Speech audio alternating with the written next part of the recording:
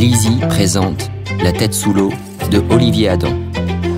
Lu par Alice de Lanquezin et Lorenzo Lefebvre.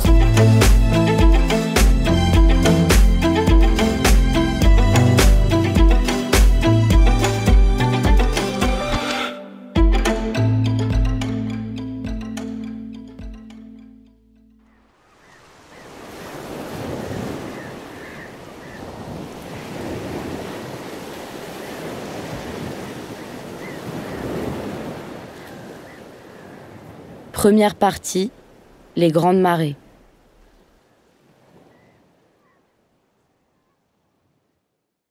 Voilà, je suis dans ma nouvelle chambre, ma nouvelle maison. Loin de toi. Dehors il fait beau, la plage est bondée, tout le monde a l'air heureux, la mer est belle. Qu'est-ce que j'en ai à foutre? Je suis désolée. Je sais que j'ai foiré nos adieux. Nos au revoir, me corrigerais-tu? Que je me suis comportée comme une merde. Que ce n'est pas à toi que je devais m'en prendre, mais à mes parents et à eux seuls. Je leur en veux, tu sais. À mort.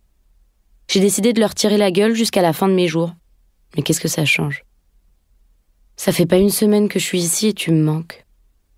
Je sais ce que tu vas me dire, que pour le moment, c'est exactement comme si j'étais partie en vacances. On est en juillet, je suis en Bretagne, toi en Espagne, rien d'anormal.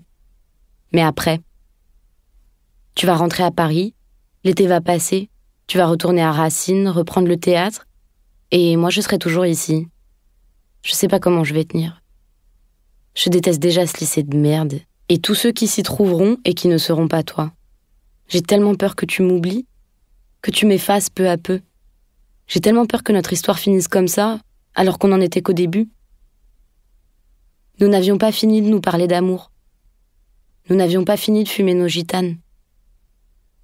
Tu sais, c'est ce poème de Genet, sur mon cou. Tes parents adoreraient. Je voudrais sentir ton odeur, caresser tes cheveux, prendre ta main dans la mienne. Je voudrais que tu m'embrasses, partout. Dis-moi que tu vas venir cet été. Je vais parler à mes parents. Je suis sûre qu'ils seront d'accord. Je t'aime, Léa. J'adresse un signe de tête à Bastien et je descends. Le bus poursuit sa route le long de la côte.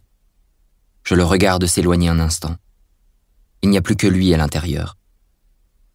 Au lycée, ils ne sont qu'une poignée à vivre à Saint-Briac, la ville d'à côté, terminus de la ligne.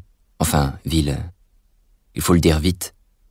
Juste une station balnéaire, avec ses maisons et ses villas regroupées en retrait des plages, la plupart vides en morte saison, soit 9 mois sur 12.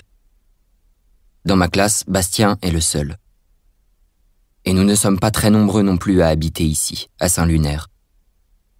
Un village à peine plus grand et lui aussi dédié aux vacances ou à la retraite. Je dépasse la vieille église romane, les cours de tennis en terre battue, cernés de roses trémières en été. Puis je prends la rue de la plage, bordée de restaurants qui n'ouvrent qu'au beau jour.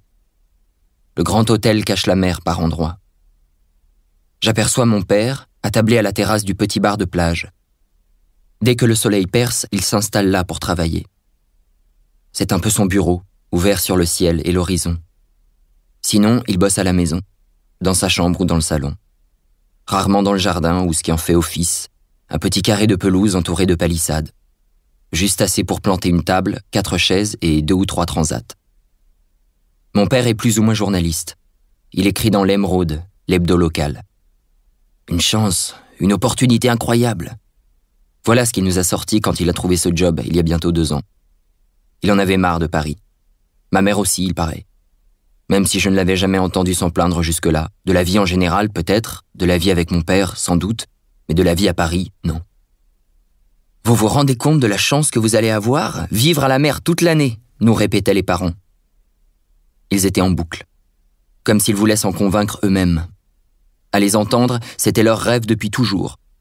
Et tant pis s'ils ne nous en avaient jamais parlé avant. Sérieusement, en tout cas. Sinon, en regardant les annonces aux devantures des agences immobilières l'été, quand nous passions nos vacances dans le coin. Des rêveries sans conséquences qui ne faisaient de mal à personne. Quelques semaines plus tard, nous avons déménagé. Ils avaient trouvé une petite maison tout près de la plage. Ma sœur était furieuse.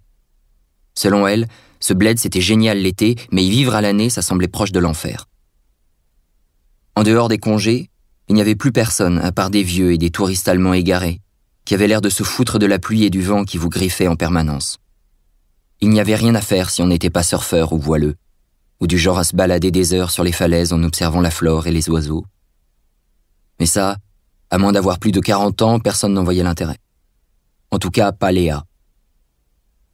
Pour couronner le tout, le lycée était à une demi-heure en bus, il fallait passer Dinard, puis traverser le barrage qui enjambait le bras de mer pour échouer dans un quartier pavillonnaire tout à fait mort de Saint-Malo, loin de la ville fortifiée, des remparts et des plages.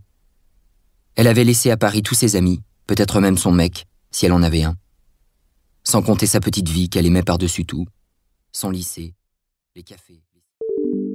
Nous espérons que vous avez apprécié cet aperçu. Pour continuer à écouter ce livre audio sur Google Play Livres, utilisez le lien dans la description de la vidéo.